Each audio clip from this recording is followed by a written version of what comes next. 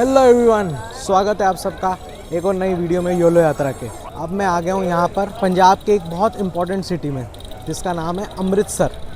और अमृतसर में मैं हूँ द फेमस गोल्डन टेम्पल के एरिया में। ये एरिया सही में भाई इतना ब्यूटीफाई कर दिया गया है। ये देखो, ये पूरा रास्ता जाता है दरबार साहब की तरफ, गोल्डन टेम्पल की तरफ। पहले एक टाइम पे यहाँ पर जो था बहुत ट्रैफिक वगैरह का इशू रहता था और रास्ता नहीं होता था अब चलने के लिए भी, बट अब इतना ब्यूटीफाई कर दिया है इस पूरी जगह को। यहाँ पे शॉप्स वगैरह बनी हुई हैं, पूरा चलने की लेन है, बैठने का एरिया बना हुआ है यहाँ पर पीछे, और कोई भी यहाँ पे व्हीकल्स अलाउड नहीं है। तो बहुत ही बढ़िया सिटी है यार ये, और बहुत ही कल्चरली और स्पिरिचुअली सिग्निफिकेंट है ये सिख कम्युनिटी के लिए। ये जो 4th सिख गुरु थे, गुरु रामदास जी, उन्होंने ये बनाई थी।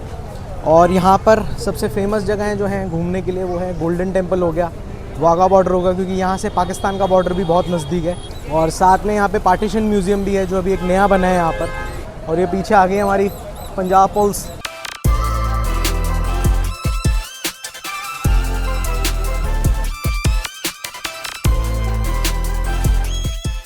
क्योंकि अमृतसर एक बहुत स्पिरिचुअली सिग्निफिकेंट सिटी है तो इसलिए यहाँ पर जो मैकडॉनल्ड्स वगैरह भी हैं, जैसे ये भी यहाँ पे वेज फूड देते हैं। यहाँ पे नॉन वेजिटेरियन फूड अलाउड नहीं है। यहाँ पे जलियांवाला बाग म्यूज़ियम भी है, देखो मेरे पीछे ही है। जस्ट गोल्डन टेम्पल के साथ में ये पूरा एरिया आता है।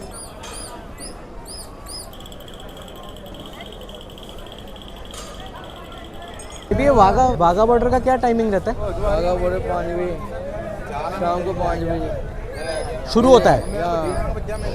इधर से 2:30 बजे जाना होता है। अच्छा, 2-2:30 बजे।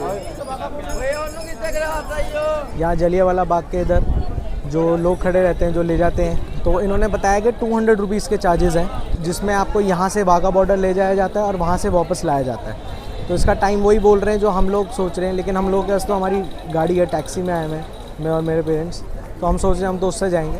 बट उन्होंने वही बोला कि 3:15 साढ़े 3 तक आप पहुँच जाएँ वाघा बॉर्डर, क्योंकि सारा सिक्योरिटी चेक वगैरह होता है, और 4:15 साढ़े 4 के करीब जो है मेन सेरेमनी स्टार्ट होती है।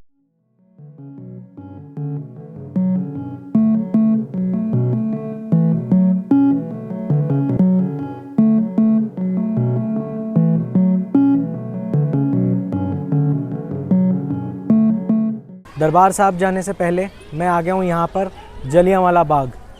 और ये जलियांवाला बाग अभी रिसेंटली सेंट्रल गवर्नमेंट ने अभी इसको रिवैम्प किया है, काफ़ी इसको ब्यूटीफाई किया है, और काफ़ी इसमें लाइट एंड साउंड शोज़ भी इसमें डाले हैं, क्योंकि ये जलियांवाला बाग एक बहुत ही इम्पॉर्टेंट हिस्टोरिकल मॉन्यूमेंट है हमारे इंडियन फ्रीडम स्ट्रगल के लिए, जो ब्रिटिशर्स के अगेंस्ट था।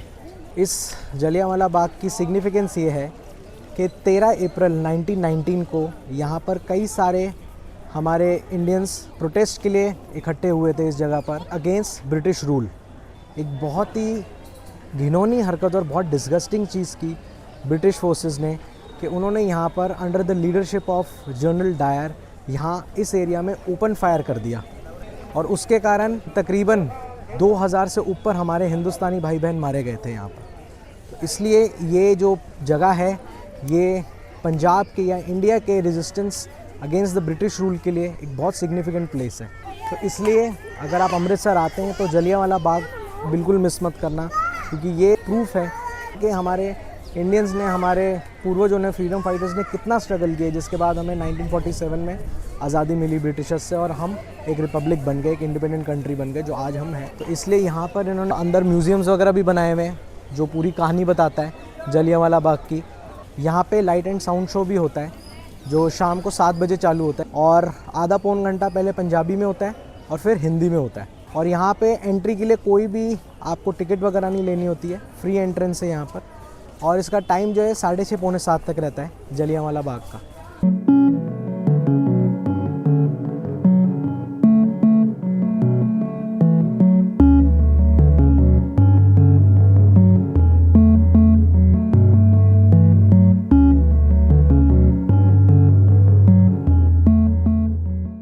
इस यहाँ पीछे गैलरीज भी बनी हुई हैं जो कि अकाउंट्स बताती है उन लोगों के जो कोई सर्वाइवर्स रह गए, या उनकी फैमिली के लोग, जो कि बताते हैं कि कितना बार्बेरिक और कितना डिस्गस्टिंग एक्ट था ये। यहाँ पर जो ये गैलरीज़ हैं उसमें जो कहानियाँ बताई जा रही है वो हिंदी और पंजाबी दोनों लैंग्वेजेस में बताई जा रही है। तो यहाँ पर इस जगह पर जलियांवाला बाग मैसेकर के इवेंट को इतने अच्छे से सहज कर और इतने सही तरीके से उसको रखा हुआ है यहाँ पर कि हमारी अब की और आगे की जनरेशन ये देख पाएगी और जान पाएगी कि फ्रीडम स्ट्रगल कितना ज़्यादा मुश्किल था ब्रिटिशर्स के अगेंस्ट और कितना ज़्यादा ब्रिटिशर्स ने क्रुएलिटी की थी जब इंडिया उनके कंट्रोल में था।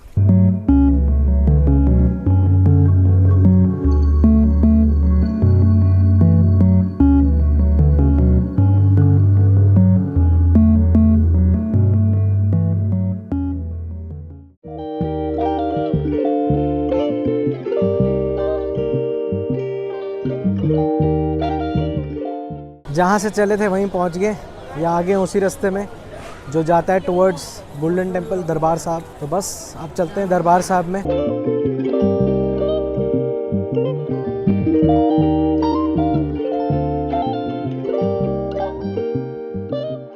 ये देखो फाइनली हम आ गए हैं दरबार साहब, मेरे पीछे गोल्डन टेम्पल।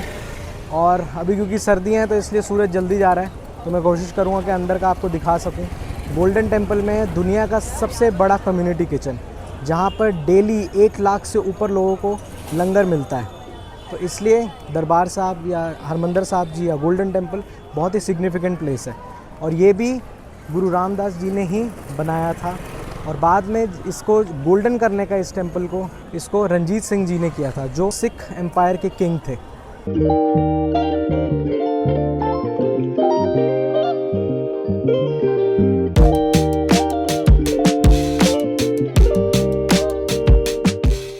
यहाँ से हम एंटर कर रहे हैं अंदर दरबार साहब के मेन कॉम्प्लेक्स में। और यहाँ पर ये चीज़ है कि आपको सर ढककर जाना कंपलसरी है, और अगर आप बाय चांस रुमाल लाना भूल जाएं या सर ढकने के लिए कुछ नहीं है आपके पास, तो जस्ट एंट्रेंस पे वहाँ पर टोकरियों में रुमाल रखे हुए हैं जिससे आप सर ढक के अंदर जा सकते हो। तो चलो चलते हैं।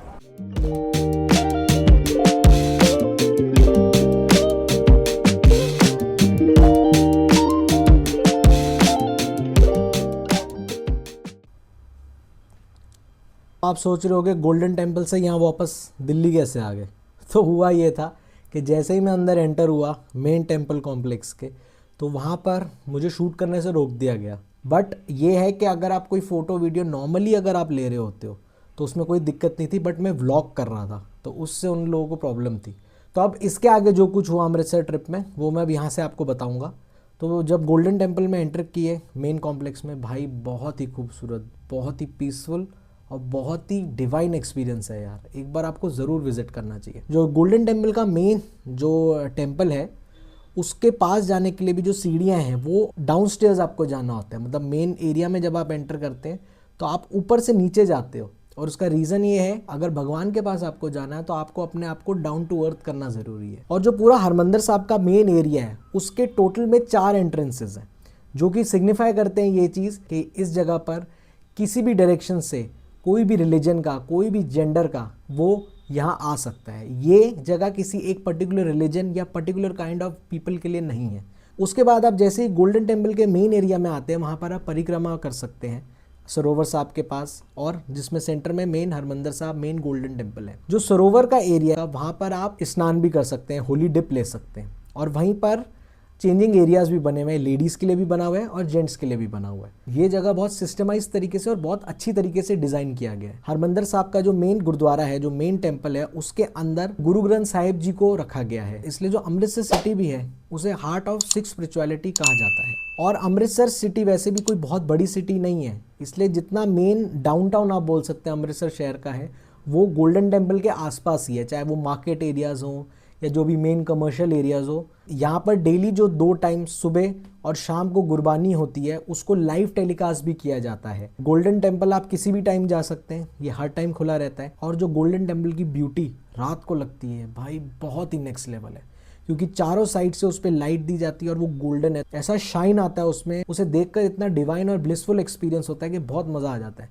वहाँ पर जगह भी बनी हुई है जहाँ पर आप आराम से बैठकर कीर्तन सुन सकते हैं सरोवर साहब के साइड पे, और दर्शन कर सकते हैं सामने अपने गोल्डन टेम्पल के। तो गोल्डन टेम्पल में आप फ्री अकोमोडेशन लेकर भी रह सकते हैं, क्योंकि गोल्डन टेम्पल में बना हुआ है गुरु रामदास निवास, इस जगह पर नीचे के साइड जो ग्राउंड फ्लोर है वहाँ पर बड़ी बड़ी चटाइयाँ और कारपेट्स बिछी हुई हैं जहाँ पर आप आराम से जाके रह सकते हैं और आपको एक पैसा नहीं देना, आप आराम से सो सकते हैं, वहाँ रेस्ट कर सकते हैं।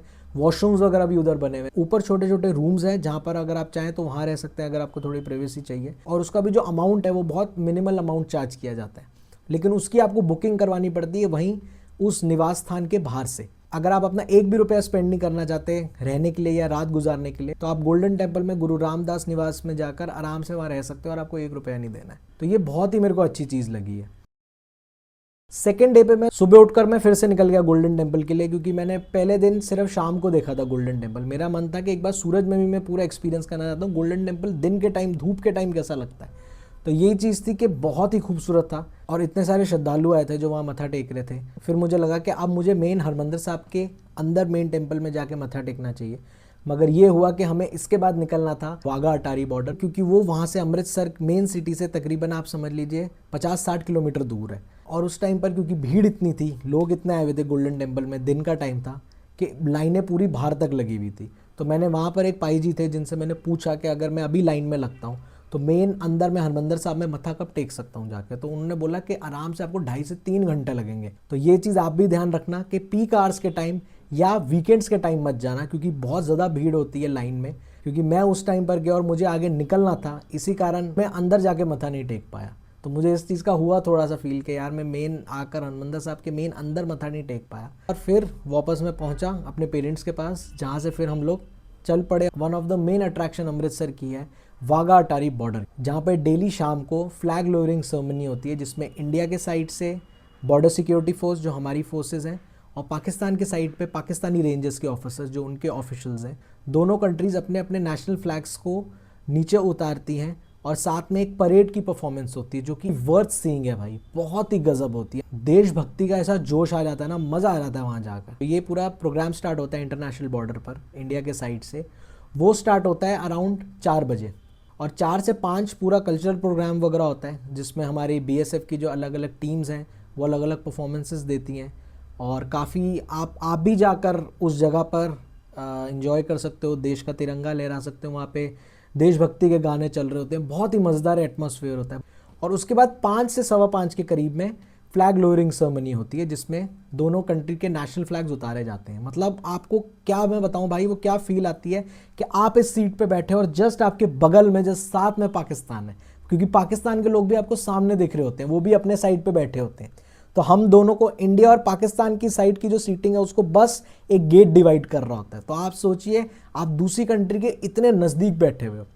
और वहाँ पर कभी कभार एक और बड़ी मज़ेदार चीज़ होती है कि आपका जो फ़ोन है वो कभी कभार पास पाकिस्तान का भी नेटवर्क पकड़ लेता है। तो मेरे पास जो फ़ोन था उसका क्या हुआ, उसका टाइम चेंज हो गया, क्योंकि इंडिया और पाकिस्तान के बीच में आधे घंटे का टाइम डिफरेंस है। जो पाकिस्तान है वो हमसे आधा घंटा पीछे है टाइम में। तो मेरे फ़ोन पे टाइम आधा घंटा पीछे हो गया, मुझे समझ नहीं आया वो क्यों हुआ। जब मैंने फ़ोन की सेटिंग्स में देखा तो उसने दिल्ली टाइम जोन की जगह उसने इस्लामाबाद टाइम जोन कर दिया, जो पाकिस्तान का कैपिटल है। जो ये जगह है वाघा अटारी बॉर्डर, इसमें जो अटारी बॉर्डर है वो इंडिया का आता है हमारा, और वाघा बॉर्डर आता है पाकिस्तान का। तो अटारी के जो नज़दीक इंडियन सिटी हमारी पड़ती है वो अमृतसर है, और वाघा के साइड से जो नियरेस्ट सिटी पड़ती है वो लाहौर पड़ती है पाकिस्तान की, और वो भी अराउंड 30-40 किलोमीटर दूर है वाघा बॉर्डर से। तो आप समझ लीजिए आज़ादी से पहले 1947 से पहले ये एक पूरा स्ट्रेट रोड ही था, जो कि ग्रैंड ट्रंक रोड है, जो एशिया की one of the largest road बोली जाती है, वो ही जाती है इस जगह से।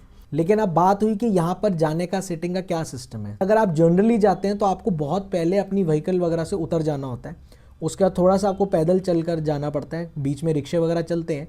फिर उसके बाद आपका सिक्योरिटी चेक होता है पूरा, जो BSF के ऑफिशियल्स करते हैं। उसके बाद आप मेन उस एरिया में, स्टेडियम एरिया बोल लीजिए, एंटर होते हैं, जहाँ पर सामने आप देखते हैं पाकिस्तान है और आपके पीछे इंडिया है, और वहाँ पे सीटिंग लगी हुई है जहाँ पे आप बैठते हैं और बीच में पूरी परेड होती है। तो वो बहुत ही खूबसूरत एक्सपीरियंस होता है। लेकिन ये चीज़ आप याद रखना कि मेन स्टेडियम के एरिया में जहाँ पर आप ये सेरेमनी अटेंड करते हैं, आपको पावर बैंक्स और चार्जर्स ले जाना बिल्कुल अलाउड नहीं है सिक्योरिटी रीजंस के कारण। इससे पहले जब भी मैं बॉर्डर की सेरेमनी देखने गया अमृतसर में, उस टाइम पे मैं हमेशा देखता था कि हमारे साइड पे भरा होता था, बट पाकिस्तान के साइड पे खाली होता था, बहुत कम लोग होते थे। बट इस बार मुझे अच्छा लगा कि उनके साइड पर भी लोग थे, तो मज़ा उस चीज़ का आ रहा कि दोनों तरफ से चेयरिंग हो रही थी अपनी अपनी कंट्रीज़ के लिए। अलग अलग नारे लग रहे थे। जो हम इंडियन साइड पे थे, हम नारे लगा रहे थे भारत माता की जय, वंदे मातरम, हिंदुस्तान जिंदाबाद।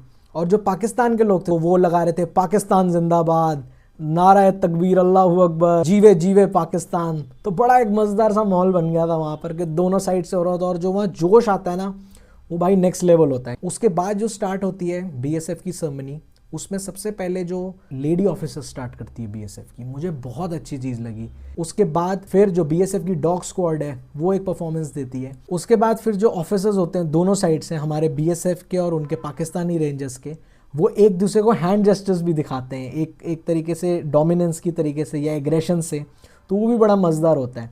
और पहले मुझे याद है कई साल पहले जब मैं गया था, इंडिया की साइड से और पाकिस्तान की साइड से गेट्स भी खुलते हैं जिसमें कि दोनों साइड के ऑफिसर्स आकर एक दूसरे से हाथ भी मिलाते हैं, एग्रेशन भी शो करते हैं हैंड जेस्चर्स से और फेशियल एक्सप्रेशन से। लेकिन इस बार गेट्स नहीं खुले पूरी बॉर्डर सेरेमनी में जो 1-1.5 घंटे की थी। मुझे लगता है शायद से वो हो सकता है कि जो रिसेंट पहलगाम अटैक था उसके कारण आई थिंक अब ये चीज़ नहीं होती है कि दोनों कंट्रीज अपने गेट्स खोलती हैं। और उसके बाद जब फ्लैग लोअरिंग सेरेमनी होती है उस टाइम पर सबको खड़ा होना होता है as a mark of respect to the national flag. अब जो बाकी के डिटेल्स हैं अब आगे वीडियो में देखना जो मैंने वहाँ फुटेज कैप्चर की। आई होप आप एंजॉय करो।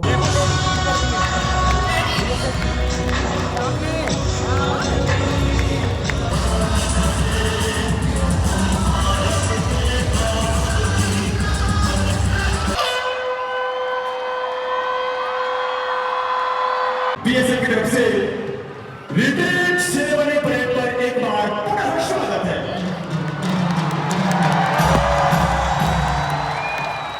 मातरम, मातरम, मातरम।